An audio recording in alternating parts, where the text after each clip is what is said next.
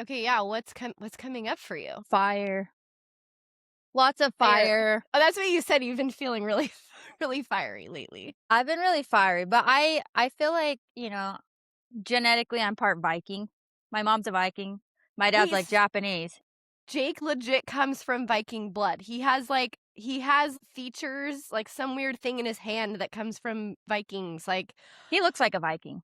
I know, huh? So wait, that's so cool. I want my kids will be Viking blood, but I want freaking Viking. Your kid will be like Viking Indian. Yeah. Or Italian or whatever you are. You're like dark. No, I'm straight white, dude. I'm like I'm like a European mutt. I am too, though. I am too. I think, aren't we all mutts, really? I mean, most I of us. know. Yeah, I have nothing but like German and English and Welsh and Same. We're yeah. probably related. Probably. We're probably so related. We're like I cousins. know. We're sisters for sure. Uh-huh. But yeah, I mean, I feel like I was talking with one of my mentors and coaches, and she was like, "So what are you wanting to embody?" And it just came out of my mouth. Like these days, it's not even my ego talking. I'll just start yapping, and then I hear myself after, and I'm like, I Yeah. didn't even think of that. But my soul starts talking now, and my soul's like, I just want to embrace my feistiness. And I Yeah. think it's because it's been suppressed through so many generations, and including my mom, it was so suppressed in her. Yes. But I've been thinking about it lately how God has made, and even if you do like brain scans with Dr. Daniel Amen or whatever, like Yeah. there are some people that naturally light up like in their calm energy, or like some people are just more activated in their fire. And I think we are so perfectly made. And if you were to look at like an Indian tribe, it's Yeah. like, okay, you are such a fiery woman that you can kind of be the leader and gather and initiator for the other women. And like, you're so perfectly this way, you could contribute this way. And I think God just made me so feisty and fiery. And Yeah. at the same time, so sensitive and compassionate that I think my soul's like, okay, like what I was saying in the polo, of like, know when to flip a table because what is happening, like, I need your feistiness to create change in the planet. Like, I Yeah. need some fire, and I was fiery. God and Christ is like, and the Holy Spirit's like, we're fiery because it's a fire of change for the truth.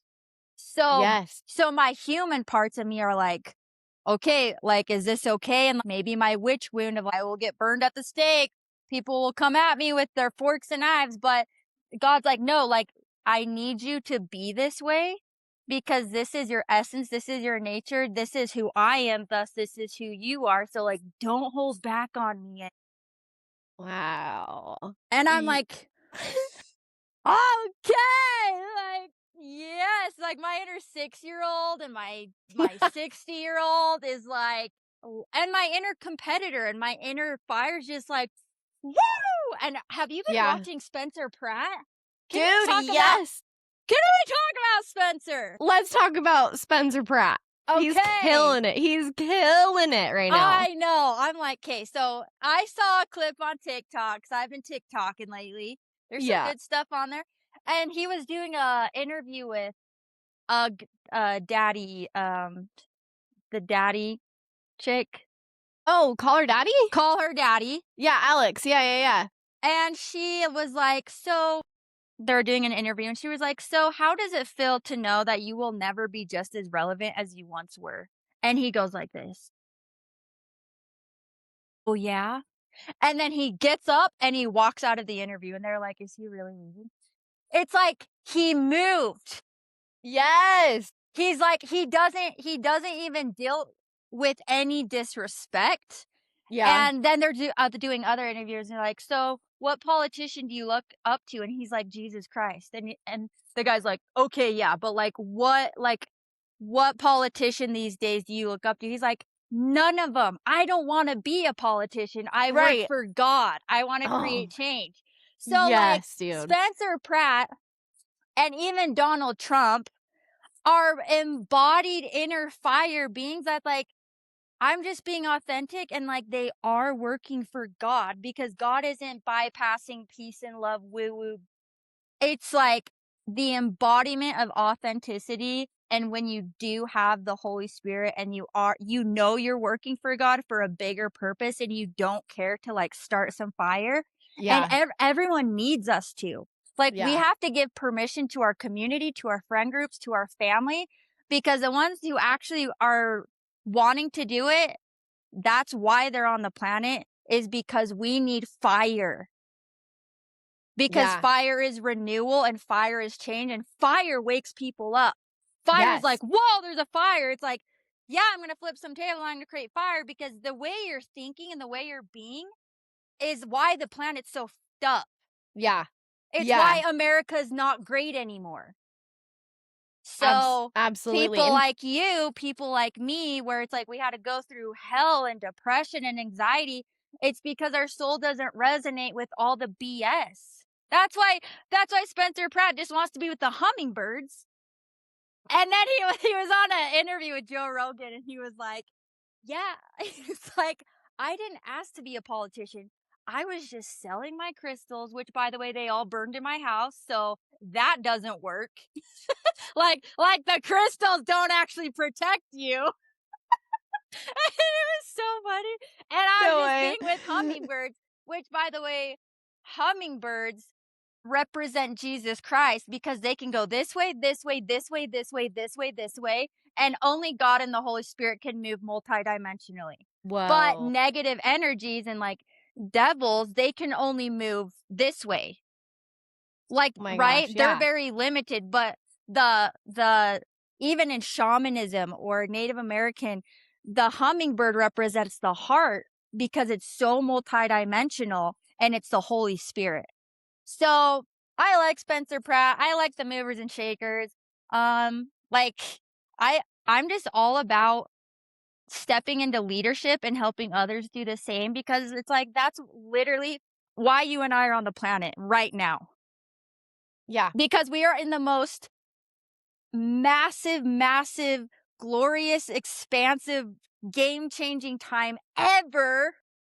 And our inner athletes are like, God, put me down, like put me in the game. Like, let's go. I'll do it. I'll go through all that wild stuff and I'll choose these parents and they're gonna like not ever give me what I need. So then so then I'm forced to return back to myself and back to you. Yes. Oh my gosh. Oh my gosh. I Holy just went smokes. off. I just went That off. was like an explosion of amazingness. I I freaking love that because there's so much, because I feel that same fire. And when you're working out of that space, it's so satisfying because you're like, yeah, this is exactly what I meant to do. Like there's this peace when you're living in your purpose. It's so sad. It's so satisfying and everything is so easy. And so I've just been so sick of social media. I've been so sick of everybody kind of trying to fit into this one mold. And I'm like, dude, Instagram is like designing the way we live our lives, and social media is like forcing our brains to think this way. I'm like, we're in control of what gets to happen. And so when you have these movers and these shakers, it's like, dude, why are we so scared when you know who you report to? It makes things a lot easier because you're like, I know who has my back and I don't freaking care if anybody else supports me in this because I feel at peace with this. I know this to be true. I know this is good. I know this is my purpose. And yes, I signed up to come down for this exact time because we knew we could handle it and we knew we could step up to the plate. Yeah, I love that. And I love there's been so many internal shifts for me that have been happening. I mean, probably since 2020, but especially in this year, the fire horse, I've been realizing and repenting because I'm like, there's been a shift where the only one I care about of what they think is God. Yeah. Like, there's been a shift where I'm like, I don't care what flawed humans think. because no one even knows because it's all conceptual and it's all just a judgment. So like I am repenting of the fact that I put anyone, any man on a pedestal and they affected the work I did for God. Yeah. And I repent, not like, like, oh, but it's like, Yeah, it's man, like, realignment. It's realignment. That's all it's, repentance is. It's it's realignment with like, God. yes. And it's like, I didn't realize I was doing it until you realize hindsight what you Yeah. were until that shift. And then it's like, oh, by the grace of God, thank you for that shift. Thank you for yoking me so much to you to now it's like, I can run like a fire horse because I'm only go to you. Yeah. Yeah, you're freed. You're like I'm a wild free. Mustang. Yes. It feels so good. It's so true, and that's how I feel too, because I, like, just got done coaching, and I've talked to you about this before, and I was feeling like I needed to be done, and I feel like I stepping into this worldly programming of athletics and athletes and all these things. When my girls were competing against the trans athlete that was all over the news, and it was like, it's just so put into this box. And you know what? I've talked to some of my athletes that have come home for their first year of college and college athletics, and there's just such this like weight of being, and these athletes are trained to be athletes, and just a lost sense of identity. And I feel like when I'm coaching, I'm like feeding into this trap that's not helping people. I feel like that's why I wanted to crawl out of my skin in this coaching world, because I'm like, I don't want to be feeding into that. I am meant to create and help humans become better people and realize who they are. And so I've been dying to get back into this type of creating and exploring in what else is possible, because the ways that are going right now, they're not working for people. And I think there's so much like grief and sadness in this way of, oh, it has to be done this way. And I was feeling so frustrated. Let's get out of this system. And it's the same thing for everything else. I think with this fire horse energy, everybody is exploring these new paths, and like Spencer Pratt and all these people going, hey, this isn't the only way to do things. Let's explore these other options, because there is a more enlightened way of being. And honestly, it all comes back to being connected to Christ and being connected to God, because that is the most enlightened way to do things at all, and like of all time, right? So it's so interesting to me, because I've been feeling that fire, and I can't take this worldly human man-made way of being anymore, because I have been also walking in this enlightened path, and it's just that is so energizing. And human man-made stuff is just so depleting. I feel like right now in the world, that's kind of happening all over the place. People are just like so done with man-made crap. Yeah. I think, yeah, I agree. And I think the collective is waking up from the confusion because the Yeah. confusion is, the enemy, right? Mhm. Mhm. But I know for you and I, we talk a lot and update each other. And there's just been such a deep sensitivity with not with things in our lives that we've been subscribed to of that is not in the highest integrity Yeah. with God's truth and God's will. So like friendships, Mhm. um, you know, uh jobs, like Yeah. anything in your life that you're living that is not of the highest truth and of God, it's like it gives us anxiety, right? Like it's like this feels heavy. Like now I don't even see it the same anymore.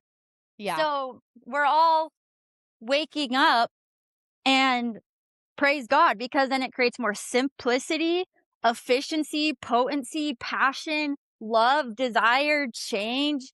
It's like we're being directed on the path that will be most fulfilling for us, but also for everyone else on the planet and God's children, right? So Yeah. it's like what a blessing.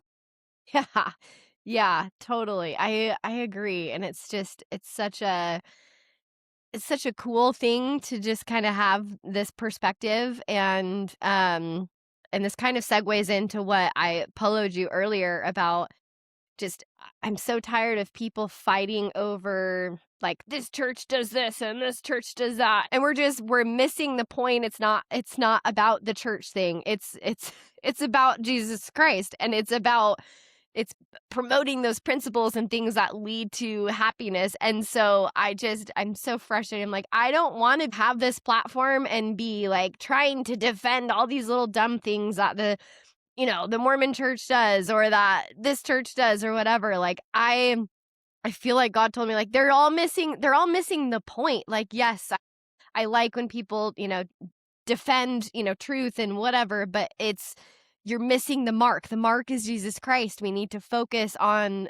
that because that's the only thing that matters and that's what's going to bring people together. And so it's like the enemy is distracting all of, God's people, fighting with each other, and it's just been driving me nuts. I'm like, let's talk about how the living these principles, no matter what religion, how they lead to enlightenment and truth and just this energy and this vibration that is so just elevating and living from this truth of who we were before coming to this world. And it's just I'm like so frustrated with people. I'm like, this is wake up. It's not about that. That's not what matters. We need to teach people these principles and how they can experience Jesus Christ and embody, like we've talked about this before, and you can probably go into the embodiment versus concept thing. And because it's like,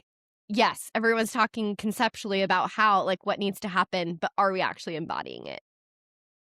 Yeah, I like it's like you read my mind because I was just gonna like transition right into that.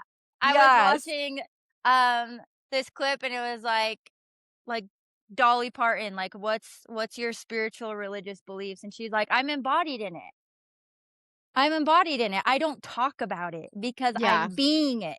And Yeah. so that's like the aha moment, enlightenment that I had in the sauna like 4 months ago. I don't know, but Yeah. God was like, I just heard this voice. Don't get confused between a person who understands conceptually versus a person who's embodied.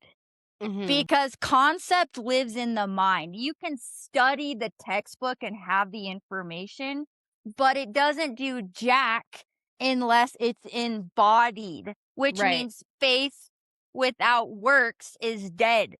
So Yeah. you kind of have to like merge the two and you have to like act on it. You have to practice to be that way. Yes. And Yes. that's the magic sauce is, yeah, people can spit fire and be like, "Oh, but I read this, and I studied the Joseph Smith and the Mormon church is a dark cult and the Mason." It's like, you can Right. study, Yeah. but what about the person who's saying, "I walked onto the temple grounds and I feel such a deep peace and calling to go back." Are they wrong then? Right. Right. And to judge someone, right? That's where you're judging someone when don't act like you know when you don't know. Yeah. Yeah. And Like why are you fighting about the details, the devil's in the details? So you're literally being deviled and you're fighting about stupid shiz from your ego and from a concept. That is childish. yeah. Yeah, exactly. Exactly. I And so it's just like for the people who are doing that, it's like you're not like actually find a because humans like to find problems to solve.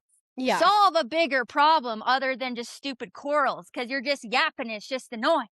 So Yeah. I love that this is you kind of flipping the table, Chelsea, and being like, I'm flipping this table because that's dumb. It's about like going back to Christ and being in Christ. Right. Like Right. that's a good table flip. I Yeah. like love that. Thank you. And and it's so funny because I felt like I need to speak a little bit more about my beliefs, and I don't want to come off as preaching my religion and oh, you gotta come, be in my religion and whatever else. But it's kind of been thrown in our faces now when people are asking me questions about Secret Lives of Mormon Wives. And now there's one freaking the OC version, which I know people personally that are going to be on like right here in my backyard. I've had an interesting perspective with all of that too, because I watched it all because I wanted to know. I mean, people are asking me questions, right? And so I think culturally there's so much shifting that needs to happen. And although I don't feel called to necessarily speak and like defend church policy and like all of that kind of stuff, my job is to point people to Jesus Christ. And everyone's going to be on their individual journey with that. Now, Hollywood is just trying to capitalize on the mysterious Mormon ways, and people think it's so interesting. And so I want to be able to talk about principles that we are taught. Do I have issues with church culture? 100%. But what matters at the end of the day, like, we're not going to have this same organization in the next life. Like, the reason why I think the church is so important is just the organization to house the way to return back to God. Like, that's like a whole nother subject. But to me, it's like when I watch these girls, it's conceptually, they haven't moved past concept and culture. And so you can see how destructive it's been when they're not able to fully understand to embody the principles of the gospel of Jesus Christ. And when you embody the culture of it, I think that's when you get in trouble. And I definitely want to hear your perspective on that because you grew up in Utah. My experience was so different in California because, like, I just want to go back into, like, my own little world where nobody freaking cares if I'm Mormon. Like, I just go and live my life. Nobody's judging me around here. And that's what's so funny to me. I'm like, no one cares in Orange County, like, what religion you are. Like, everybody just kind of does their thing, and it's fantastic. And I like when people are shocked when they find out I'm a member of the church because they're like, oh, you're so normal and whatever. And it's been a really positive experience for me. So I want you to talk about a little bit, since you grew up in Utah, kind of like that culture aspect. And like, obviously you've like circled back to certain things. But I think you provide such a unique perspective on all of that because you said you kind of felt seen through the show as well. Yeah. I grew up in Utah, grew up Mormon. I think my soul has always been a disruptor. I never liked trends. Mm-hmm. I always thought that trends and when everyone's looking the same and being the same, it almost seemed it just kind of rattled me because it made me feel like, okay, I get mom jeans are in, but do they even look flattering on you? Or are you Yeah. trying to fit in? Yeah. Like, to me, I just felt like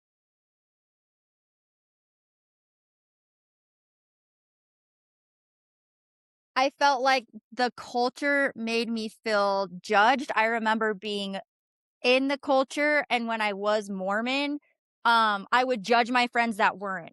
Mm-hmm. And so Yeah. when I left religion, like right out of the gates of high school, I went on this free spirit journey of studying Buddhism and Taoism because I wanted to master my mind. And then I was free of judgment really because I'm like, Yeah. well, I am no thing, and now I'm not like I'm a Mormon. Now there's judgment. I'm like, oh, but you're not a Mormon, so I feel bad for you. Uh, Yeah. Yeah. oh, you drink coffee. Like there was like because of these like the church is man made. Yeah.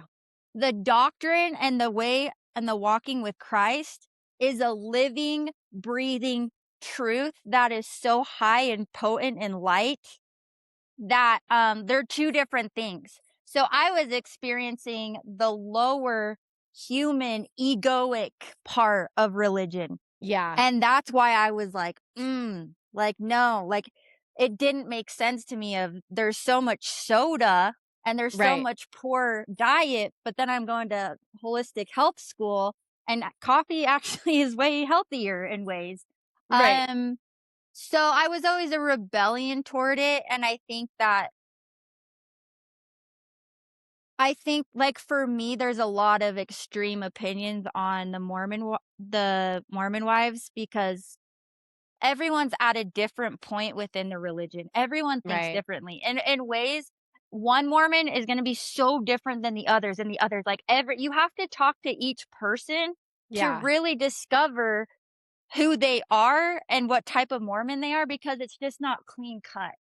Yeah. Like, it's just not. And so, like, for me, there's people like, oh, the Mormon wives, it's so embarrassing. Mormons aren't actually like that. And for me, I'm just going to neutralize it a little bit. It's like some of them are on that journey of just trying to find the balance of wanting to walk with God without completely throwing the baby in the bathwater out of like, I'm going to Yeah. throw away religion altogether, including Jesus Christ, because Jesus Yeah. Christ is now triggering me and reminds me of being Mormon. So I'm just going to let it all Yes. go. Yes. And I'm going to party and I'm just going to whatever. I'm going to go to Babylon, Yeah. which I had to do. No judgment there either. Right. Um, so there are all kinds of Mormons in all different phases. They're just trying to find that inner peace. And I think that a lot of the time, and you watch these Mormon wives and like what's happening in their lives since being on the show, and they are walking in Babylon. I mean, in ways they've kind of signed a contract with the devil Yeah. because they're in so much drama, and now there's so much cortisol, and now there's so much disintegrity in their lives, and now there's so many noises to where it's going to be harder to like go into their truth. Yeah. And it's their journey. Like maybe it's Right. actually the perfect medicine for them. But I think that in ways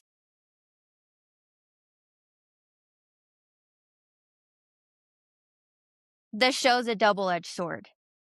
It's waking people up, but also it's also bringing in people to get curious about Mormonism.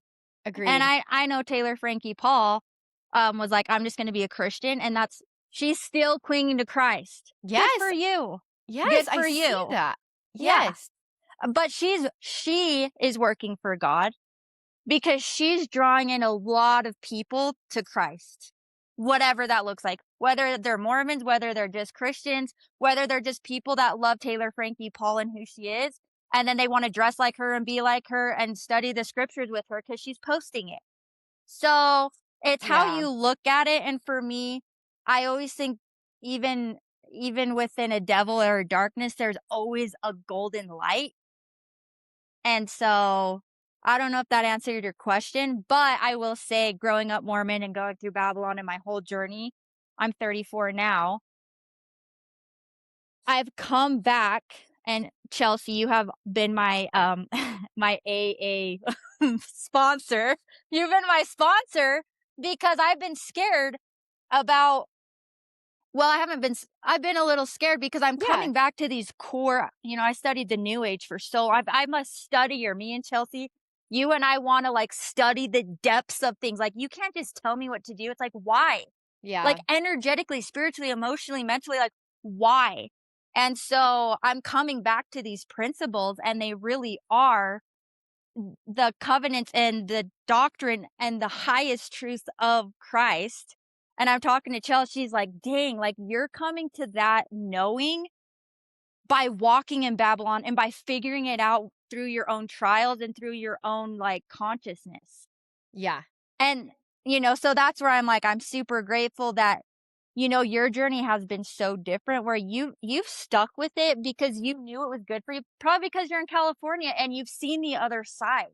Yeah. Do you know what I mean?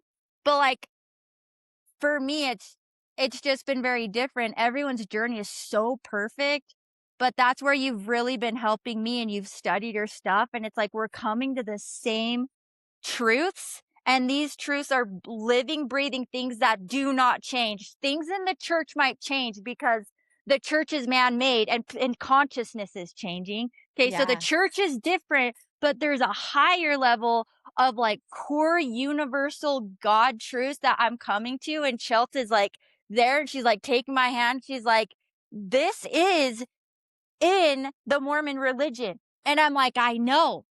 Because when I came back to Christ and I started studying other parts of Christianity, my stuff that I discovered in the New Age that I cling to, it's found in the Mormon religion. Yes. And this is stuff that is not really talked about. They keep it super surfaced in the church because consciousness, they don't want to scare you.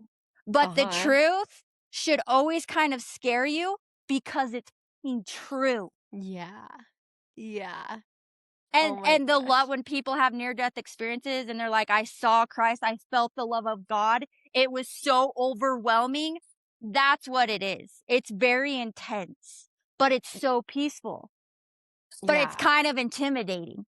So that's why we're, kind of here, because Chelsea's like, you've had such a different experience, but to be acknowledged by you, to be seen by you, and for you to just be such a cheerleader for me and to help me bridge the gap has been really cool.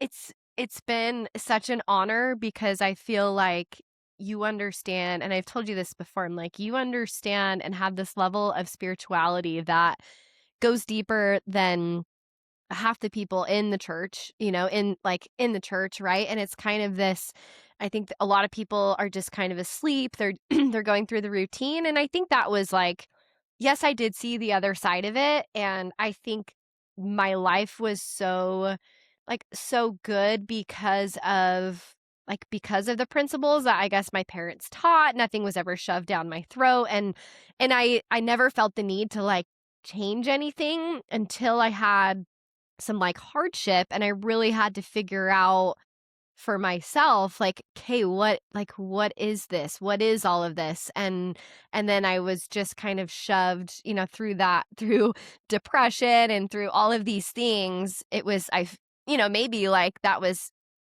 it being taken away from me because I couldn't feel anymore, right? And it was like my life, like I had absolutely nothing. But when I learned to actually cling to Jesus Christ and build this relationship, I feel like I've always had a really close relationship with God as like my father who loves me and knows what's best for me. And I feel like that identity of knowing who I am and asking God who I am and getting confirmations that like nobody can take that away from you, those experiences.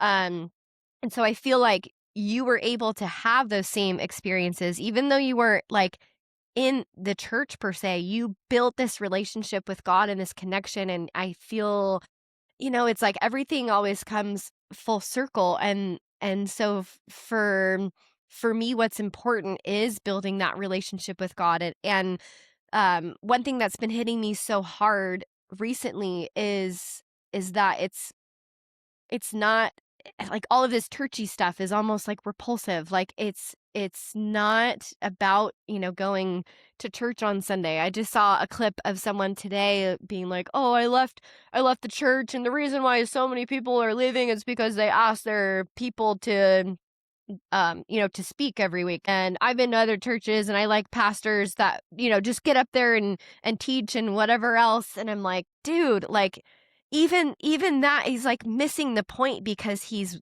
looking to receive stuff from other people.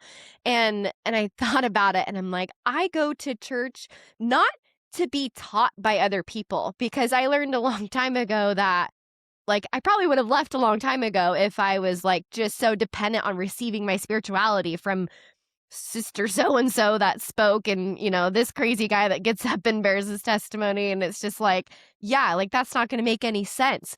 My spirituality has come from developing that relationship with God, and people can do that no matter where they're at with whatever religion.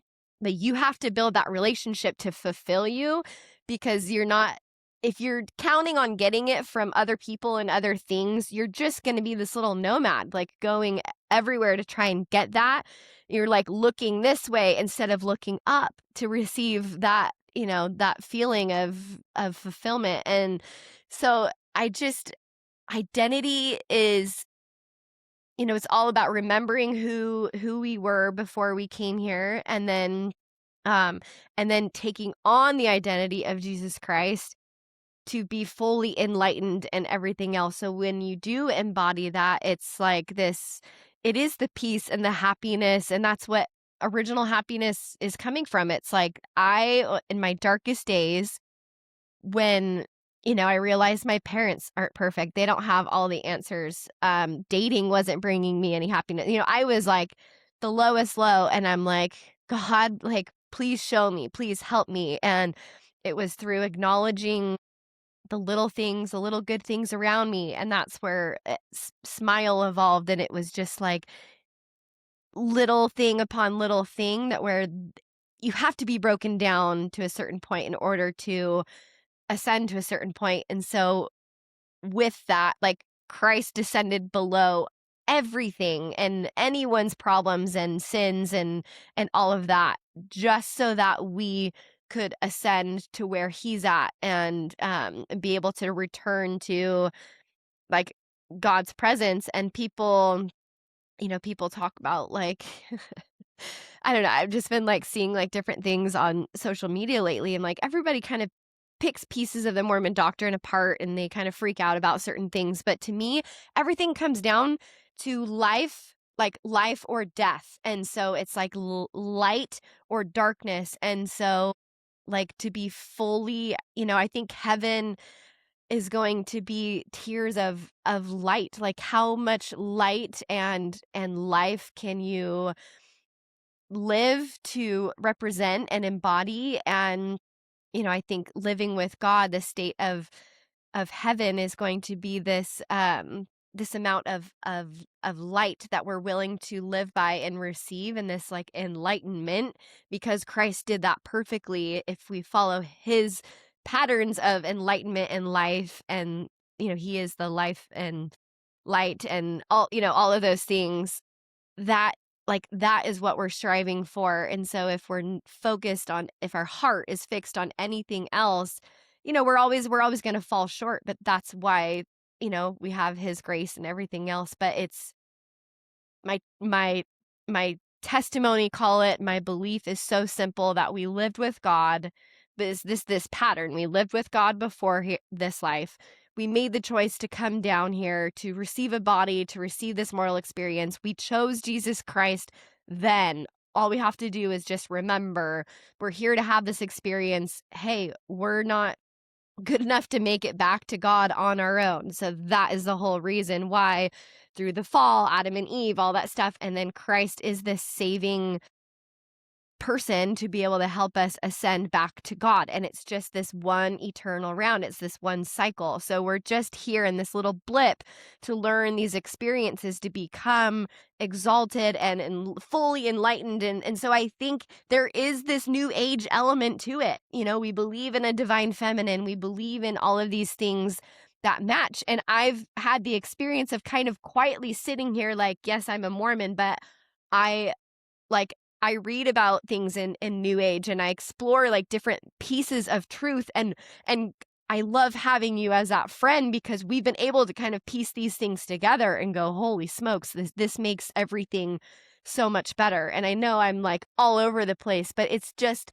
simple. It's about following these patterns of truth and light and life that bring expansiveness and happiness and joy and a beautiful way of life, versus things and choices that are going to bring, like, cell death and negativity and those things, and start spiraling you down. So whether you believe in a physical devil or not, there is an opposition to, like, there's life and there's death and everything. When we're in our fight or flight mode, and we're dealing with trauma, like, we are kind of, like, consumed in a little bit of this, like, death pattern, right? And so energy work and those different things relieves that stress and that neural pathway that's spiraling into death, right? And we bring, through Christ's energy and light and life, we give that, that trauma or that thing the ability to ascend, like, towards Christ and feel loved. And to me, it's really coming down to a science. It's like neuroscience of repatterning our brain through through the patterns that Christ taught us of enlightenment and life and all of that. So wow, that was a lot. Fire. But Mic drop. That was so good. That was in a flow. That was a channel, oh, though. That was thanks. like spirit. That was like, it wasn't everywhere. It Okay, all good. made sense. Okay, And you thanks. said so many, like, so much gold. I'm like, oh, that's so good. You know, yeah, You that was a bring it, you channel. bring it, you bring it, you bring it out of me. But I'm it's glad. it's really there's just so many pieces. And like, gosh, people are just it's truly and I heard when I was in the temple, someone was praying.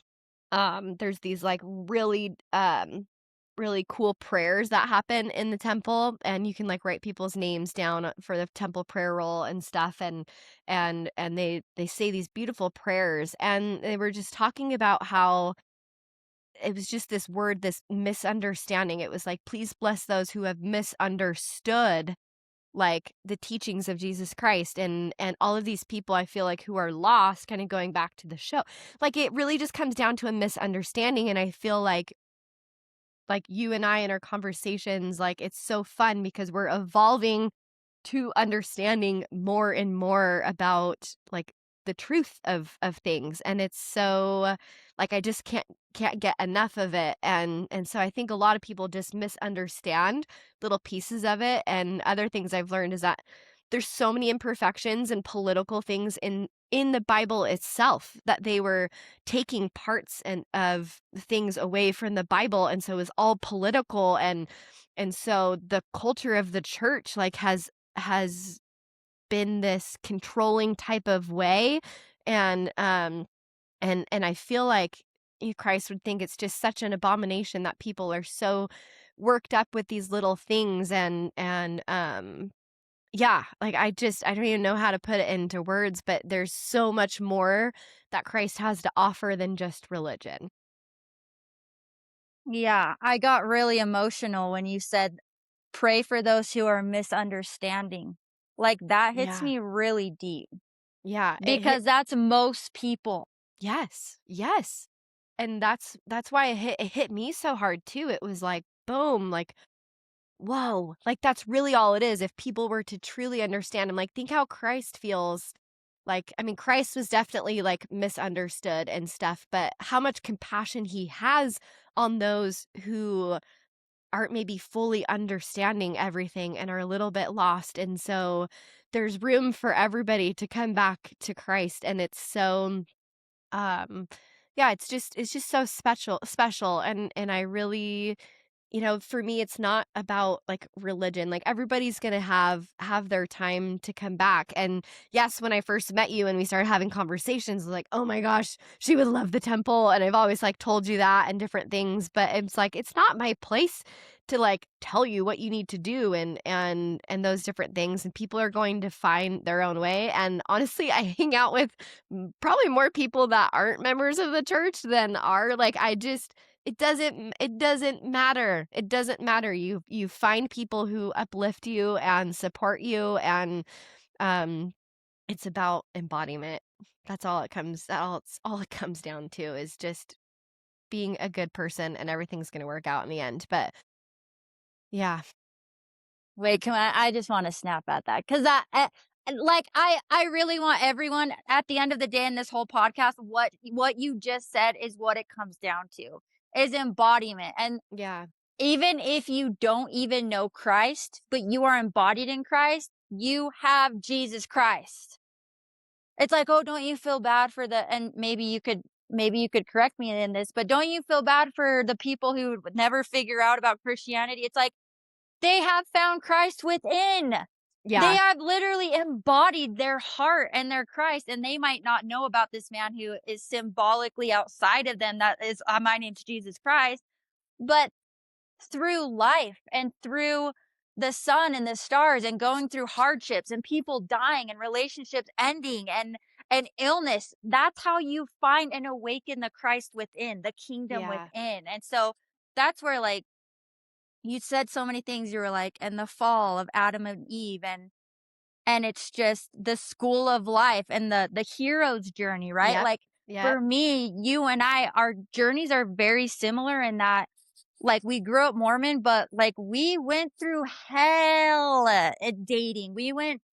We like working on our self-esteem, working on our family lineage and like what our parents couldn't give to us and what their parents couldn't give to them. And it's just like those hardships of feeling so depressed, like I want to die, like so many times in our lives. Like Yeah. I've wanted to die so many times. I've sat in the darkness. I've cried. I've like surrendered, both of us in such deep ways. But it's the hero's journey and it's really going to the depths of ourselves and the human psyche and the feelings of loss and darkness that we really the tree starts to grow to the sun, and then you come back to not only loving Christ and back to Christ, but you're embodied in Christ because you have understood these core principles that come through the hero's journey. The problem is with a lot of people, which is why we want to help these people, is people are so they want to numb so they don't have to go through the process.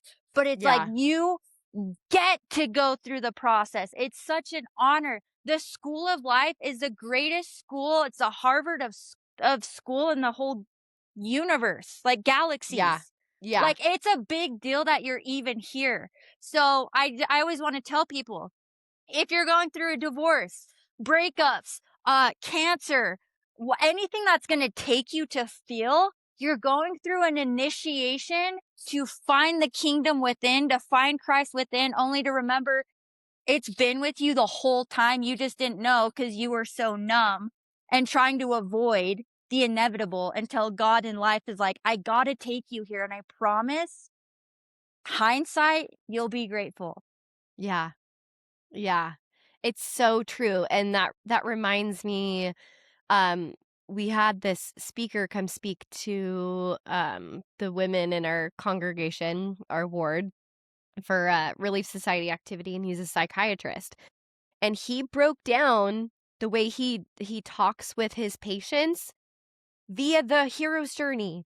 He's like, you're not broken. Like, yes, like maybe your brain is struggling right now, but you're in that hero's journey. And he specialized in addiction, or specializes in addiction. And so you get to this point where you start in the known, right? That was us before this life, and then we jump into the unknown. It's this cycle that keeps repeating. We jump into the unknown, and then we have this struggle. And he goes, he drew this circle, and he goes, people get stuck here in the struggle because they're trying to find a way out and a way to escape, exactly like you just said, through drugs and alcohol and um sleep and all of these things, because they're not willing to kind of go through that fiery furnace to overcome, and they're trying to escape, right? And both of us have been there to the point where, like, I would rather be dead than have the life that I'm living right now. And and we say that with like a sacredness of, like, yeah, like that's how dark, like, it can get for people. And so sad that some people really can't make it through that. And so he talks about helping people understand, like, you are perfectly fine. You are right in the middle of your story. You are right where you need to be. And it's just pushing through that a little bit more, because you get to make that choice. Am I going to get through it? Am I going to get into it? And that's where he related Jesus Christ and this coming through that challenge, is he referred to as like the atonement, as like coming through that and overcoming the other side. And then you're back to this new um this new human, this new creature that you are, because you've overcome that experience. And then you're in the known, and then here comes another unknown. It's just this cycle. And it really is like this fractaled system, because that's the story of where we're at. That's the story of Jesus Christ, and he's the only one that did that perfectly. And so we get to lean on him and become the word in Hebrew. Like, there is no word for atonement. It's this made up word that means like at one mint is like really what it is. And so and I know like the LDS culture, like I think uses this word more than other sections of Christianity, but it's like really like becoming one with Christ. And I had this realization in the speech that I gave the other week is like Christ, like in order for us, like in this identity transformation, that's what Christ is doing for us when we're able to um when you want to be good at something, you have to take on, or you have this goal, you have to take on the identity of the person who achieves the goal, right? And so, in little things. And so you find the expert, you find the person that did the pattern, like had the pattern for doing the thing, and then you want to embody and become that person. Otherwise, you will collapse. Like that's why people who win the lottery, they blow all the money right away because they don't have the identity of someone that has has the knowledge of what to do with all this money. Like they still are in this old identity even though they were given all of this money and this change in their life. They don't have the identity to embody that. And so when it comes to Jesus Christ and taking on his identity, and literally through, baptism and other covenants, especially within the LDS church, it's quite literal as to like we have to take on his identity and do the things that he would do in order to get us through these challenging times. So he took on our identity to suffer and die on the cross for us. So that he could understand us. He took on our identity. And then we have this opportunity. All we have to do is accept and be willing to take on his identity and strive to keep his commandments and his ways and all of these things. He knows we're going to struggle, but all we have to do is just give him our heart, right? And we get to try to take on his identity in order to return back to God, because that's the ultimate goal and we can't do it alone. So it's like this beautiful thing, and I'm like, that's just what it's about. Like I don't care about all the other little things. Like it just makes like, hey, if Christ came down and suffered for me so that I can return back to my heavenly home, like I'm I'm okay without alcohol. Like I'm okay with, like those are the easy things to like to keep these standards in my life. Like if Christ did this for me, like I can sacrifice a little bit of this. And anyways, but that hero's journey, I really really love that, because that's it presented this whole new way of looking at my relationship with Christ. So thanks for bringing that up. Yeah, and just to bounce off what you just said, because it's in my mind, is when you let go of, and maybe you have to learn the hard way. Maybe Yeah. you have to, you're 10 years old and you're like, Dad, I want to try some wine. And it's like, okay, try the wine and like drink yourself until you're just like, "Bleh." Or like Yeah. you have to like Yeah. party and go through all this stuff Yes. until your soul is like, okay, I'm good. And then you remove that one thing to make space in your vessel and your inner kingdom for Christ and for the light and for God to fill that void. So whether it's, porn and masturbation and lust or alcohol or any of these things, if you get really into the new age and the hippie, they're like, I'm a breatharian. I like literally I just breathe and I go in the sun and like I'm filled. I'm just filled with Christ or God or the light, Yes. right? Uh-huh.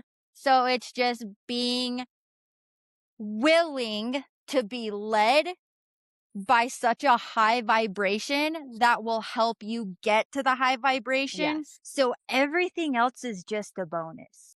Yeah. Because you're Yeah. so fulfilled because you are an aspect of God and you come back to that remembrance, and then life gets to be really heaven because everything else is just a bonus because you have God, you have that commitment. Like for one to be led by God in ways that makes life so much easier because then you're not in decision fatigue. You're not trying to figure it out yourself. You're living these truths. And then it gives you I mean, God will put you through and like once you commit to following Christ, get ready for a hell of a ride Absolutely. because God might be like God might call you to start making to go on in church and to speak in front of people. And then 10 years, 5 years, 2 years later, you feel called to be a public speaker and you're like, "I'm so grateful I learned that skill. Right. Yeah. I'm so grateful God put me in that," even though at first my ego was like, "Nah." But then if I actually felt into it in my heart, it's like, this might be good for me. Like God might take you like Abraham up on the mountain. Let's see if you'd actually like sacrifice your son.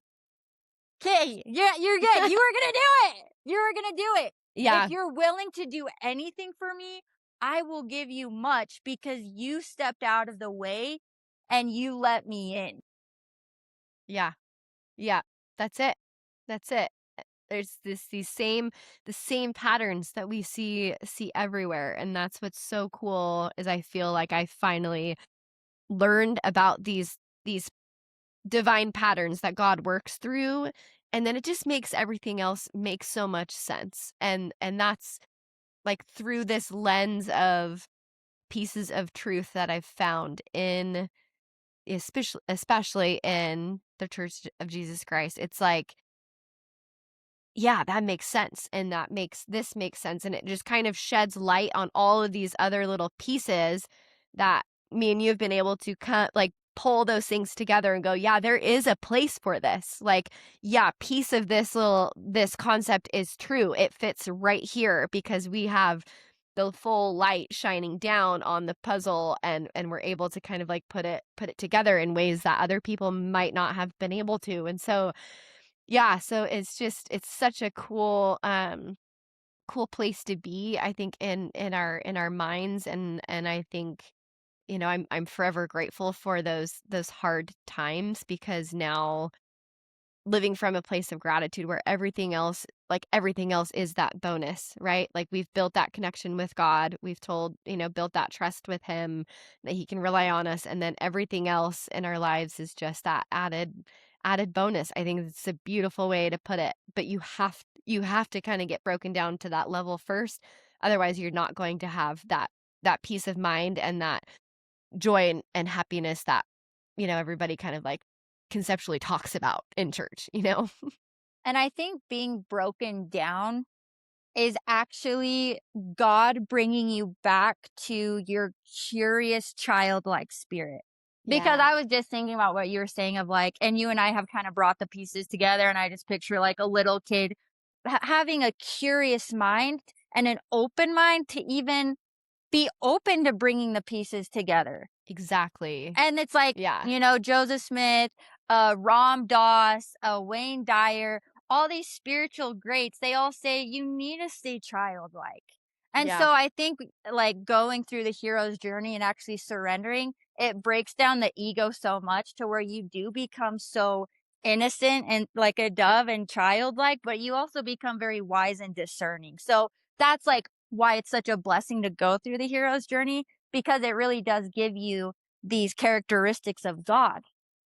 yeah, And you and I both have that childlike spirit because we have confronted and faced so much trial and death, and we did go through it. And by the way, I want to tell the people who maybe might find resistance and feel like they're kind of stuck at a certain part within the journey is once you like kind of surrender, the teacher always appears. So like mm, for me, I always had whether it's God in Christ and the Holy Spirit just hugging me, um, or I've even had teachers and mentors in physical form who were sent by God. So once yeah, you kind of get to that surrender, the teacher always does appear in whatever form that is, even if it's an animal or a child or an actual teacher or coach like us. But I love Tilt how it's like when you go through the hero's journey, you kind of come back to um you wanting to create original happiness and smile, like it gives you so much valuable wisdom and knowledge that then you can create from there and write a book and like make an impact, and you have a project to work on that gives you life, but also Mhm. changes the lives of others, right? So every Yeah. person that's gone through hell and has come out the other side, they always have so much goodness that comes from it Yeah. Yeah. tenfold. Yes, and it makes every bit of that pain worth it. It makes, if I get to help one person with the things that I learned, and I think that's why I love being involved um in in the girls' lives at the high school, because it's like, man, if I can just give give you this confidence and this identity in these things that, like, I think so many people are struggling with. I mean, it's just the image issues and the eating disorders and the things, like, there's so much confusion and there's um so much chaos going on in people's minds, and I think that's why God is really calling us to, because I think we live in this state, and it's nice to be, when I'm involved with people like, high school kids and those kinds of things. I get a taste of what they experience and what goes through their minds, and I'm like, "Oh my gosh, these poor kids, like, I wanna help elevate their perspective, and so they can conquer these demons in their brain and these things that they're picking up on from the internet." And so I think you as well are going to make a huge impact on those people who are stuck. Like, it was other people online that I would listen to their podcast and things that, got me through it. And it was like I saw myself becoming that person and wanting to help, but I had to get to this I had to get to the other side first. But I think there's such um powerful wisdom in taking our struggle and turning it into our power and our purpose. And so you do the same exactly with what you've been through. And so I it's been fun to have kind of our paralleled stories, different directions, but same concepts. And you're going to help so many people with your story and how you went about things. And each of us have our own lane, but it's so satisfying to be able to help other people. And I think it's designed that way, to go out and serve. It's like there's no other joy, there's no other feeling that can mimic, no other drug that can mimic that type of um pay it forward service from your struggle, I guess. I agree. I It's so totally fun. agree. It's Yeah. so good. It's like it's such a fulfilling energy, and like you and I talking, it's like all I want to do is this. Yeah. Like that desire has been put in my heart, like so Yeah. strong, because it's that fulfilling. Because it's Yeah. God's work. And It, it's helping people become yoked with God so we want to see people happy. yeah, that's And it. you break it down in such a simple way. And so thank you for saying everything that you did, but I feel the same for you of God is sending these people, and like your niche is like maybe coaching in the track world and the teenagers, like they need help. Like there's a person for everyone at every phase and stage in their life. And I love how I mean, a master can break it down simply, and you have. Oh, And with Christ does come happiness, and you are embodied in that. And so I'm really excited for thank what you. we're creating. Thank you. And I feel like I should just call you my co-host because I'm like, gosh, I can't believe I'm just looking at the time on the clock and it's over an hour already, and we could go for two more without even blinking twice. And so I think there's so many cool concepts to dive in, and I definitely want to have you on to tell your full story and kind of talk more about like energy work and stuff. And so I'm sure um yeah, I just like, real question, I'm like, do you have to go take care of the dogs or anything right now? I'm like, Well, oh, Like we can I we still have can time. I mean, the sun's yeah. out for another like hour and a half, 2 hours. Oh yeah, because I'm like I could keep going. We can always clip it into like a new section of something too, because it's just been flowing, dude. I can't believe it's been an hour I and know. 6 minutes. I know. It's So so good. good. It's so good because I feel like we always get on here and just dive right into like deep topics, and I feel like people can catch like people can keep up a little bit, and I feel like that's God's job and the Spirit's job to kind of like touch their hearts through the things that we say, even if they don't fully understand the depths of it. But I think that's just like the power that comes from when you speak and stuff. So yeah, there's so much more. Is there anything else that like comes to mind when we kind of like take a deep breath that that we could go into? Because I have time to actually. Um, My question would be what stuck out with the audience? Like, I would really like to get feedback from people yeah, of in the anything comments. that stuck out. Like, if you were to get a highlighter, I mean, we did say so much and we were channeling so fast, Yeah. but whatever stuck out to you guys, like, give us feedback so we can intentionally make content specifically going into it, because I know that, like, talking to Chels, I'll bring up one topic and she has so much knowledge and wisdom on it that even that we could just make a more niche, potent Yeah. podcast just from like even one topic, but we covered like Yeah. we're ADHD, okay? Like, everywhere. It's a gift, blessing, and a curse, right?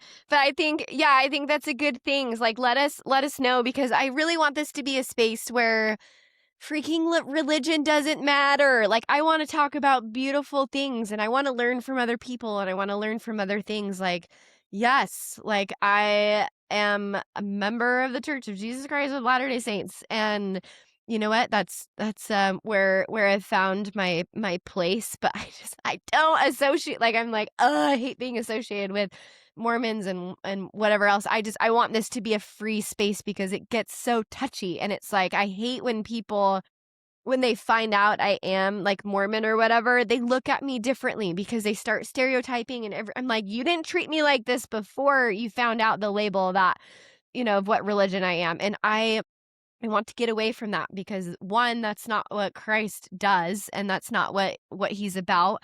And if you're interested in learning more about what I believe, great, but I'm here to teach about principles that everybody can relate to become happy, to smile and smile. I'll get into the depths of that process. It's identity transformation is what this podcast is all about. And the only way to basically ascend spiritually into that happiness is through principles that Jesus Christ taught. Like, that is the thing that I've found that works the best. That's basically what it comes down to. So I want it to be a safe space for everybody who's exploring. Like, I think a lot of people don't fit in to like church and that religion for that reason, because there isn't this freedom of thought. It's like, you have to believe this, and that's like this Christian culture that has had this like this hook into people for so long, that they have to fit into this mold. But Christ broke the mold. He was a rebel. He was, that's not the point. The point is to let's talk about how to better each other's lives through these universal principles, and like, full Yeah. stop. Yeah. I think there's a lot of, like, you remind me of my sister when she was living in Hawaii. She's like, I hate even calling myself a Mormon or Latter-day Saint. She's like, I Mhm. hate it. And so I think we don't like it because it is a man-made box. Yeah. And like these people said, we're gonna call it this, so call yourself this. But it's like our higher self, the one that is so pure and divine, it's like, and it's so connected to Christ and the way of Christ. Christ would be like, like, honestly, if Christ were here, then he's going, like, would he even, he probably wouldn't want a label, because he just wants to be an embodiment of original happiness Yeah. and of just pure expansion and light and love and understanding and grace and flipping tables when need be. Yeah. Like the label really is a cop out Yeah. in a way. Yeah. And maybe Yep. there's like an initiation of like, okay, this person has asked 3 times, like, where do you get this stuff from? Like, like genuinely they can be receptive to it, but if Yes. not, it's like you just kind of dismiss it Yeah. because yeah, as soon as someone figures it out and they look at you differently, it's like then you almost feel grossed out that you even told them Yeah. because Yeah. like why did I even explain myself to you when you haven't even been initiated to Yeah. know the depths of actually who I am and where I get this information from. Yeah, totally. And that's where and I was telling you earlier, this concept that kept coming to me, or this phrase that like culture is counterfeit. And I think that people associate those labels with this, the culture that comes with everything. And that's what's so repulsive about religion and Christianity. And so there's people that are repulsed by those labels because the the culture is a counterfeit. You can live in the culture, and I think a lot of Christian, like every member of religion, can go through the motions of the culture and the concept, right? But when they're not embodying it and they're not like living principles that's going to change you like from the inside out, that's when you know you're living it, and that's why it's so incredible to me and why I'm obsessed with it and I love it.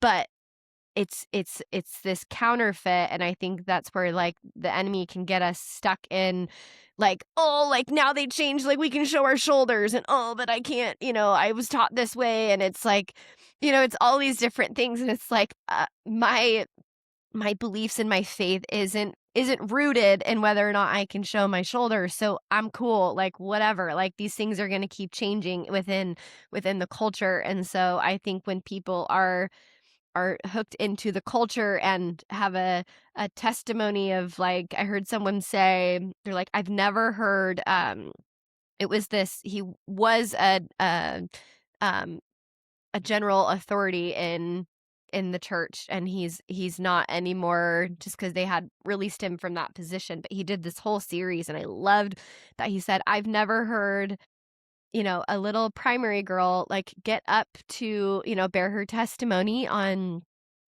the first Sunday of every month. The congregation can get up there and speak about Jesus Christ. And he goes, I've never heard someone talk about or say, like these little girls say, they always get up and say, I like to bear my testimony.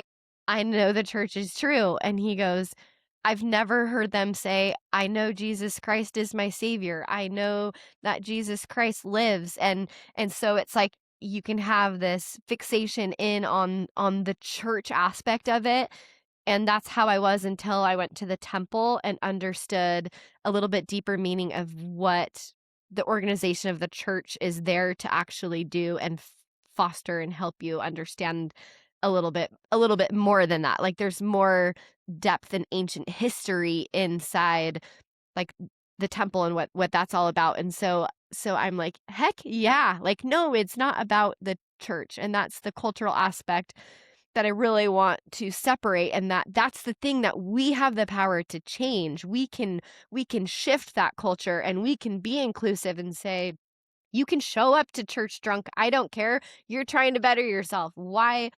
It's not my job to judge you for eternity. Like, come sit next to me. It's like we get to be the change that we wish to see within religion, within the world, within everything. And so I think that's one thing I'm really fixated on, is just like I want to help shift the culture, because the our beliefs and the actual doctrine and the things we believe, I love it. I love it so much. And so yeah. Anyways, the church culture stuff. I could go.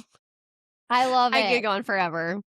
I know. Well, it's like I've dated so many men, and ever since coming back to Christ in 2020, the men I've dated in there, I'm like, Jesus is not a religion. Like, don't throw the baby out with the bathwater, and I always get the feedback of, like, "You put that in such a way that, like, it actually makes sense." And Yes. it's because of my background and where I've been, where I'm like, "Look, I'm not real I wouldn't say I'm religious. I don't go to church. I'm not, but I cling on to Christ so much." So I'm like, and it's so refreshing for them to hear. It's almost like they need to have permission to know. Like, Yes. could you imagine? Can you imagine God, first of all? That's so big and overwhelming. Trying to put into a building. Ugh.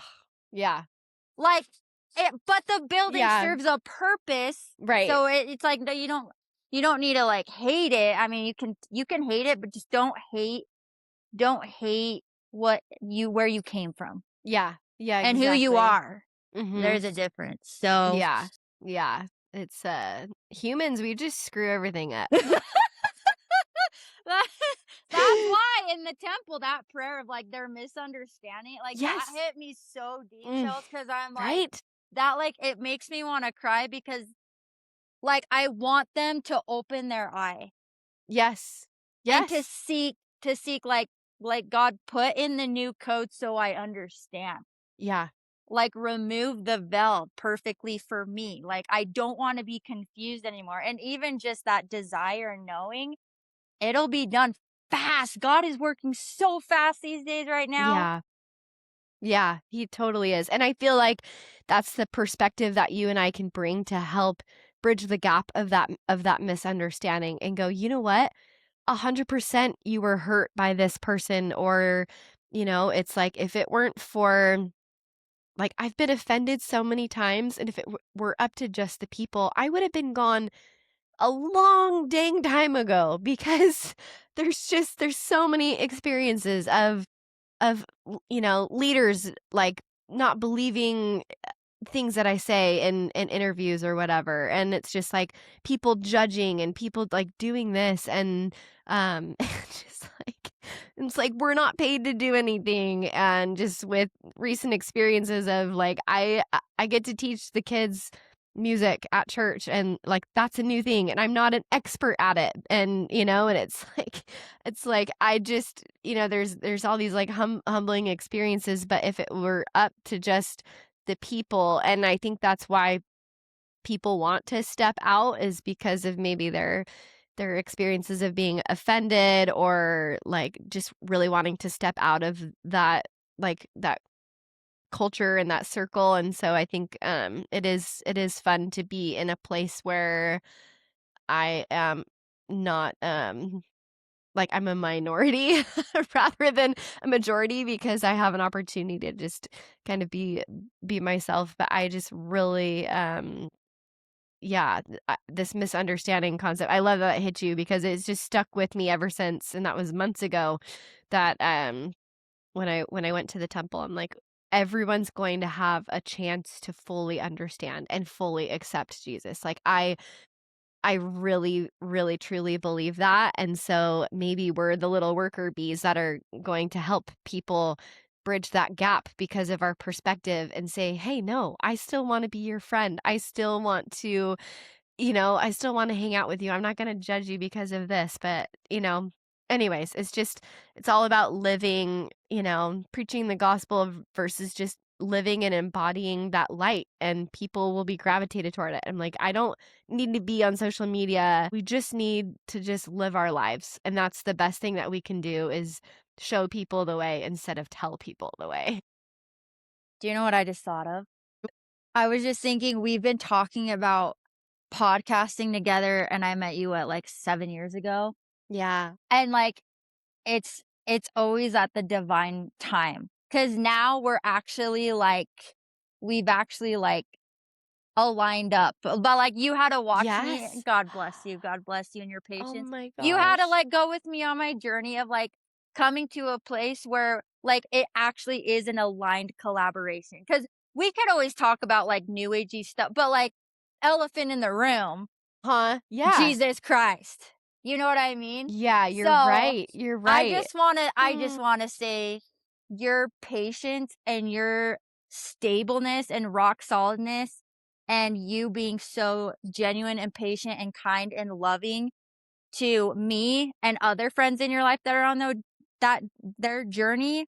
It's just priceless who you are, because it Oh, really is so embodied of pure love, and it's it's priceless. So thank you. Like, oh, thank you. It's easy. It's easy when you're such an amazing friend, and it's just, I don't care what my friends, well, I do care what they do with their lives, but it's not my place to like jump in. I'm like, I'm gonna love people for who they are and because of the person that you are. That's why, you stuck by my side. But it really is so cool to be aligned, and I've been waiting for this waiting for this day, because 'cause I'm like, "Oh, she sees it, she gets it." She's like, for a while, I'm like, "Oh, like, it's almost there," and I think it's, like, how icky of a friend I would be to be like, "Oh, you need to do this," and, like, whatever, and, I had people that were like, "You need to move back to Utah so you can find a husband." Like, you're not a real friend because you obviously don't understand like what I want for my life. And anyways, it's just like we've been able to support each other, and you've been able to teach me things. It's just like the two perspectives, it's kind of like the yin and the yang coming together, and it's so fun. So now we have this like super human perspective on not that we know everything, guys, like we're still trying to figure some stuff out, but I think we've been able to kind of bridge this really cool gap. And I think there's this cool space to kind of bridge this like new aginess that people are gravitated to, because there is pieces of truth in that with Jesus Christ, like, together, and it's been really fun, and it's like I can't have conversations with my husband about it, and, like, there's other people I'm like, "Oh, you probably still think I'm a little bit weird," so I just am, like, in my quiet little box, and then here's Paige, and we're just like, whoa, like, talking for an hour and a half, just, like, going at it because I'm like, "I need to get this out. This is so cool." well, I mean, it's like right back where we started. We're on the beach meeting in Hawaii, and we're Oh, yapping for hours talking about this yapping. stuff. Oh my gosh. I look back to remember that time we went to the beach and you were helping me film. I was talking about Smile for the business competition. Do you remember that? You were like filming me. It popped Yeah. up on my like in my photos, and we're at the beach, and I'm just like talking about how we're gonna change the world and we're gonna do all these things. I like submitted it to like this business competition, and like nobody freaking understood like what I was talking about. But Do you know what? what? That was in like 2018, right? Yes. So apparently, let's talk about woo woo new age. Yeah. Apparently, we're making like us what happened back then. It's coming full circle that year Whoa. Specifically? specifically. This is crazy. We would talk about like, oh, we're gonna do all these, like, we were just like talking about our dreams and our business ideas like all the time. I'm like, I freaking love this girl. She's awesome. She speaks my language. Thank you. Thank you, Riley, for Thanks, Riley. I just for love putting how us we're together. actually like, We're doing the thing. it's been a long time coming of like refining, but now we're actually executing and Yeah. doing. And that's such a courageous act of faith. But like, I just love that memory that you just said, because I'm like, whoa, whoa, whoa, whoa. And now look at us. 2018. Yeah.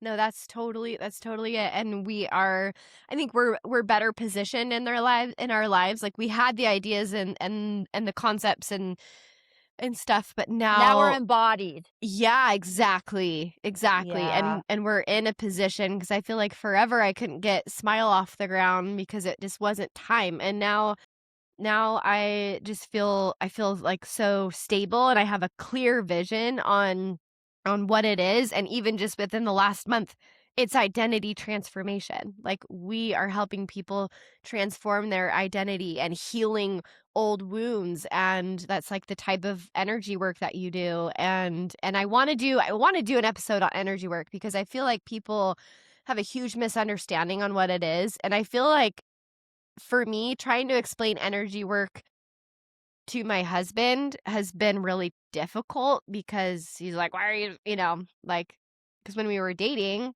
I would have sessions with Madison, and he's like, "Why are you," he didn't understand it, and I'm like, how do I quantify, like, what I'm paying for? Because you can't see what the stuff is doing, but you can, it's like feeling the Holy Spirit, like, you can't, it's not tangible, it's not something you can show people, but you can definitely feel things working, but in that, like, parts work and identity transformation, it's shifting the way that your brain is wired, and my sessions that I've had with you have been life-changing because you go in and basically through meditation type state, you're able to rewire these pathways, and so it is a physical thing, and I want to dive deep on that like another time, but there's just all these little pieces of like, no, you think this is woo woo, but just wait, and they're able to start quantifying through science and studies and whatever. It's like, oh, gratitude does this to the brain. We're like, yeah, I felt what it did a long time ago. It changed my, it changed my life, or, these different things. And so I think being able to, yeah, to kinda help teach people and kind of bridge that gap. I So think we're good at breaking it down because it's yeah, we are. like what I would tell Jake is, I mean, I was a hairdresser for 12 years, so I would customize the experience, the music. I Yeah. would, you know what I mean? Like Yeah. psychology, but it's like I'd be like, Jake, it's like getting a Ford from the 1930s or 40s or Ooh, 50s and then updating it to the new Ford Ferrari, like the Ferrari update. yes. Yes. Like, Yes. it's just upgrading it with the highest system to the highest technology to the highest, like, automatic doors to where it's a faster ride, easier, more efficient, uh, mind, body, spirit, right? Like, the higher technology, it's connected to the highest satellites that are giving you the fastest Wi-Fi, Yeah. Yeah. and it's, It's like, updating the gunk that's in the engine, you know? yes. Like, I Yes. got See, that's you're what the so language I would tell him, and he'd be like, yeah. "Oh," you Yeah. know? Yeah, totally. And yeah, Mr. Science Guy, we have some really fun conversations about all I sorts of bet you things, do, but because 'Cause you're polar opposites and, like, he's so yeah. logic, but I Yeah. think energy work, you said it's so quantum, Mhm. and I want this is another topic, you guys chirp in and tell us what you're interested in. If you're Yes. watching this far, you are Please. very Yeah. you're ready for this stuff, if you're still watching. Oh But my god. I wanna talk about women in the veils. Oh, yeah. Yeah. No, it's so cool, and it's something that I think I'm gonna dive into, because the whole divas concept, because I told you about that, right?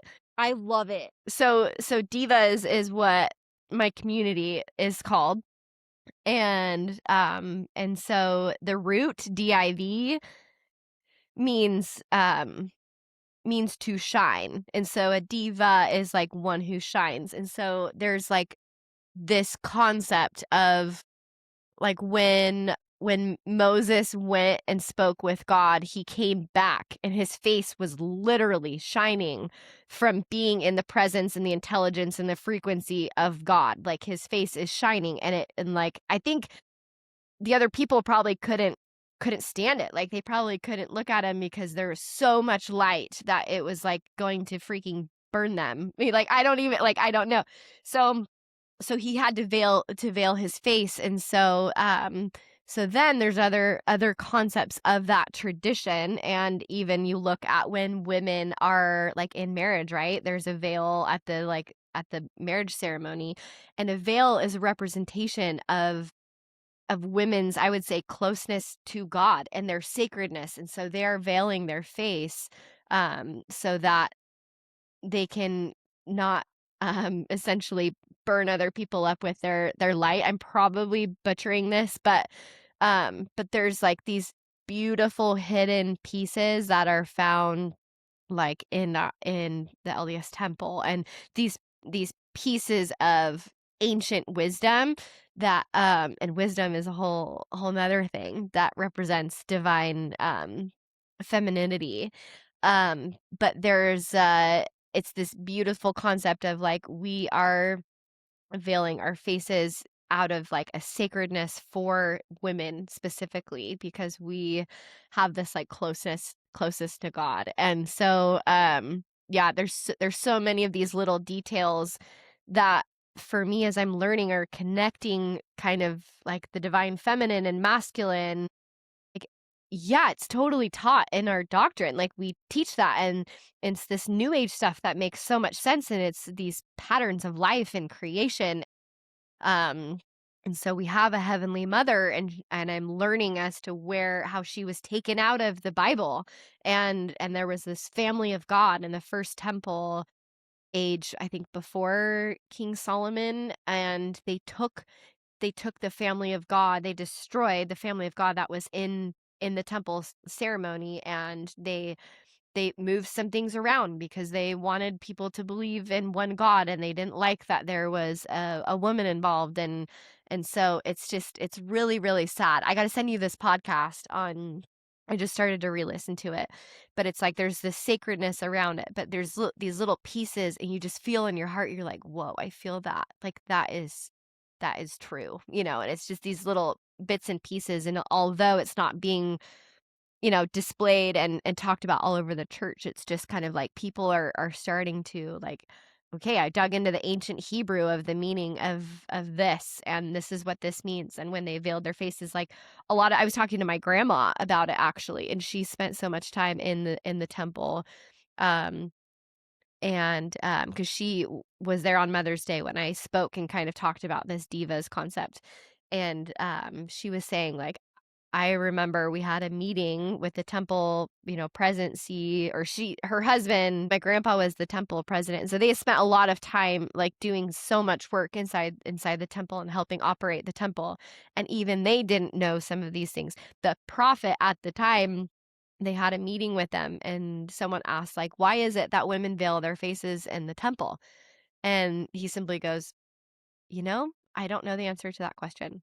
And so there's so many things that we don't know, and so many things that are coming out, and then it's just like I'll find this little nugget here, and it's like, oh, people were so worked up that uh people were, women had to veil their faces during certain parts of the ceremony. We don't have the perspective of God. We only have a human perspective on what that represents, but actually it's like promoting how much sacredness there is to women and the divine feminine. And so it's just cool. So I don't know if that answers your question because I'm not an expert on it, but these pieces that I've learned that have just like filled my soul with so much like joy and peace all at the same time, because these little nuggets, there's so much we don't know, and we can't live in that space, but we can kind of dabble. So I like to stay rooted in the things that we do know, but it makes all of these pieces go, oh, I see now, and I see now, and I see now how that has been attacked, and how women have been attacked so hard, even from ancient times. We have been taken out because of the polar opposition of how sacred we are. There's been this opposition to remove us from the picture, and so yeah, kind of cool. To go off of like that and the new age people, it's like the new age thought and the religious is to bridge the gap, and how cool the Mormon religion is like, have you seen the divine feminine where it's like fire and the big tsunamis and like Gaia, and there's even a lot of Christians saying this, Gaia's mother earth, like she's a Yeah, feminine energy that yeah, was created by God, and she's fierce and she's intense, but she's also so nurturing at the same time, so that duality. But yeah. also going into meditation and into your own kingdom and world, and with a humble, honest, pure heart, wanting to know who Mother God is, you'll be revealed who she is and why she's so secret, Mhm. because she would blow your mind. And how they say we don't speak of her because she's so sacred, it's because it's true. Like, Yeah. God is kind of the protector of, like, you have to go through me to get to her, Ooh, because yeah. she's such a force, and she's everywhere and nowhere, and she's pure creation and possibility. Yeah. Yeah. It's so true. And And but um what women are getting in their own way and having this feminist ego being like, yeah. Why do we have it's like because you're a strong magnetic portal that is so sacred, but you can't see that.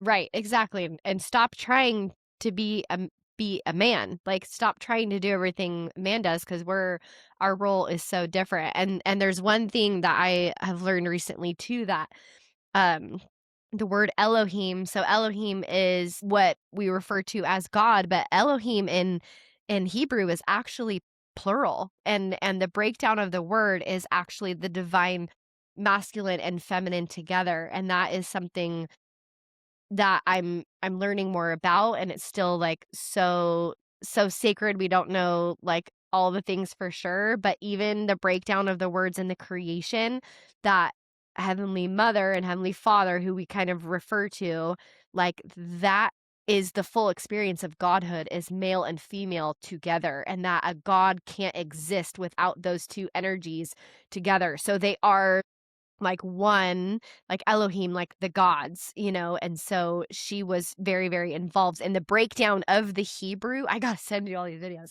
The breakdown of the Hebrew in the creation, these pieces of this word has a feminine connotation, but because Hebrew is so creative and expressive, and one word can have several different meanings, and then to translate it into English to give it one plain word, like, doesn't do anything justice, and there's even stuff about Eve, how the word Eve was introduced as this word Ezer Kenendu, and, Ezer means, like, to rescue or to save, and Kenendu means, like, help me is what it says in the Bible, but Ezer Kenendu is the Hebrew, like, help me is what it was translated from, and basically, it's portraying because Adam was commanded to not eat of the fruit, but Eve was not, and Eve was sent to be basically Adam's savior to have the authority. Kenendu is like this opposing force that can equally match the power of something, and so with like authority, and so Eve was the saving authority for Adam to partake of the fruit so that then they could move on to the mortal experience and have children and all these different things, and so Eve even represents this sacred nature of women and this power, this saving power that Adam could not progress without this Ezer Kenendu, and then she is named like the mother of all living. So once Adam had eyes to see, so it's just these beautiful things, and it's like misunderstanding, right? Like when we start to truly understand it, it all falls together. And so when people are just attacking these small little details, right? Like you were saying earlier, it doesn't matter. You have to feel your way through your relationship with God and Christ, and you'll be led to what feels right and true, and it's like, such cool things, and I'm like, if more people truly understand, like, yeah, if we all had full eyes to see and we didn't have this veil of forgetfulness over, that's the whole point is God wants us to choose him naturally, and through have, that gap, that's where we have to have a little bit of faith to take steps into the unknown, and then, through that, we have found all of these beautiful treasures of knowledge and things, so, oh, this is so cool. Thanks for that invitation to talk about the divine No, this is feminine. where you really shine, is like Oh, talking about this stuff. And even some of the some men that I've met that are like really close and embodied in Christ and God, they call like, oh, I got done talking to her. And it's Mother God. wow. And they're always referring to Mother God. And then Yeah. there's like the Sophia, which is the feminine aspect of Christ. So I think a lot of people can get turned off. And I think actually the collective is ready to start talking about how when we say him, Mm, we're still talking about the feminine and the masculine yeah. aspect, because Jesus Christ has his divine feminine. We call it Sophia, Yes. and then he has the Christos is the masculine, and so he's embodied in the masculine feminine form.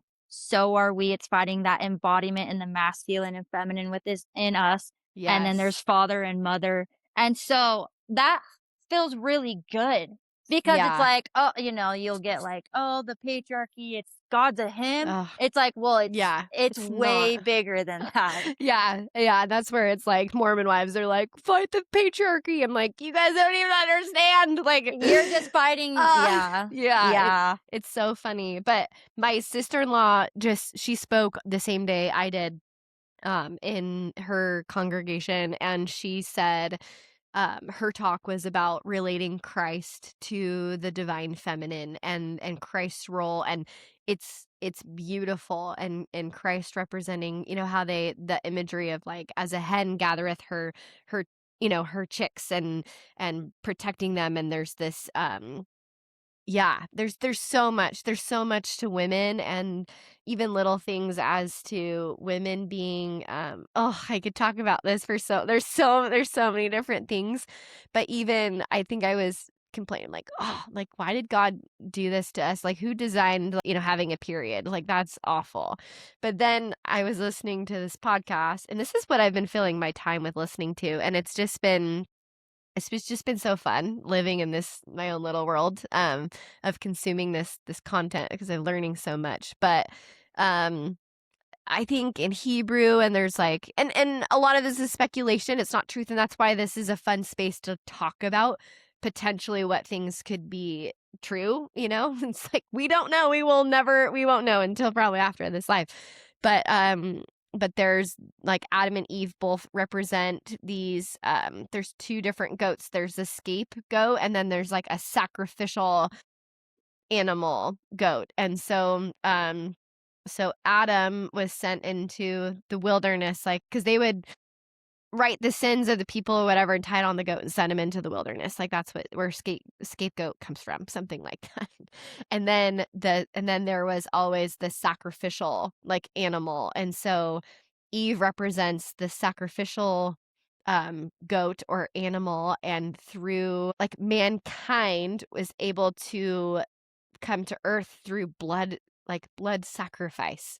And so as a woman, like every month we have this representation of a blood sacrifice. Like that is deep. That makes me go, oh my gosh, having a period is so sacred and so special. Like, and It that's kind of is. weird, like might be weird to some people, but I'm like, whoa, there's like this depth in every little design of our nature. And it's so beautiful, and it's like I That just proves how expansive and powerful women are because we're going through little mini heroes journey every every month. month We die every month. Like and the hormones. woman and the mother god, like, Yeah, and that, like women who are like, oh, don't make big decisions before your period. It's like, no, we are not. We are so pure and in tune when we're releasing and having this oh sacrifice and so yes, connected to God.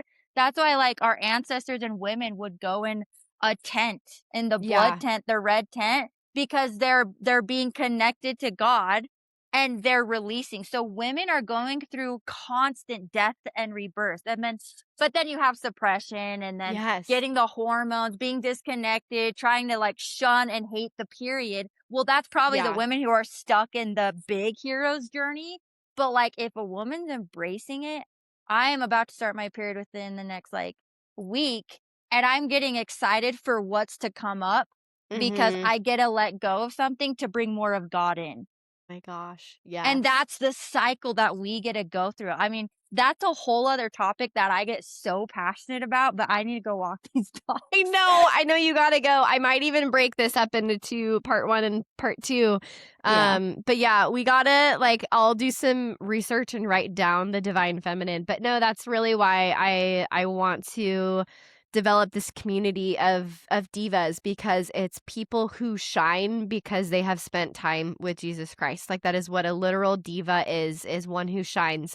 And and it's just yeah, I don't want there to be a barrier of religion. I just want to help people understand their identity, and then that transformation comes on its own. And so This is so fun. I'm like, I feel like we almost need to do a live, like host like a Q&A or something. I do too. Would be really, really fun. And so I feel like, I'm like, I don't know that I have an audience, but we're going to attract the right people because it's a very unique niche. And there's some people who are like, what are you talking about? Just, We got to my weed other those world. out. We got to weed those out. Yeah. Well, it's And just like my people that have followed me from like, my family friends and those kinds of people. Like I built this channel to kind of separate that. And it's like the sports performance world and everything else. Like people that know me in that era, they're like, what are you talking about? Like it's all connected. But, but this is, I want to hold that space for my divas. So and oh my gosh, I think the Leo's getting ready to be seen for all of who she is. Oh But my it's so scary though. Yeah, it really is, and I feel like I'm ready to roar at this point because I've just kind of like let it all go. And I think even through being married and experiencing that and kind of getting a hold of that situation in my life and just being ready to like I feel fully back into myself that I'm like Jake loves seeing me just shine and give that invitation that open invitation. So I've kind of like hid myself like just a little bit of fear out of judgment. And he's like, I don't care. I think it's great. I love, he's like, go get your words out. This is great. Go. That's what he says. That's what he calls my podcasting. Go get your words out. Cause I could talk his ear off. But thank you. I am feeling like this is the time to launch it all because people need it and it's very, very obvious. So thanks for being my wing woman in all of this. You're welcome. You're that for me too. Okay, we'll go walk those dogs and thanks for everybody. We're almost at 2 hours. This is like a Joe Rogan. I know, dude. I think younger me would be stoked to find this. I'd be so grateful. Yeah, it's true. So I'm not even gonna we're gonna put it out there. I don't care about the end result. We're putting things out because I feel so fulfilled in this. I'm sure you feel you feel the same. So if anything, it's just for us. Oh man, this is for the world. Tag the Mormon wives and Spencer Pratt. Yeah. Be like, let's go. Let's go. I'm all for it. I know I'm probably at some point gonna see cameras around, who knows, freaking Orange County. But anyways, I'm hoping we can provide some perspective. So that'll be fun to break things down. I think so. I love you guys. Okay. Give us feedback. Yes, comment below. Tell us which Paige's got to go walk some dogs. Okay, love you. Bye. Bye.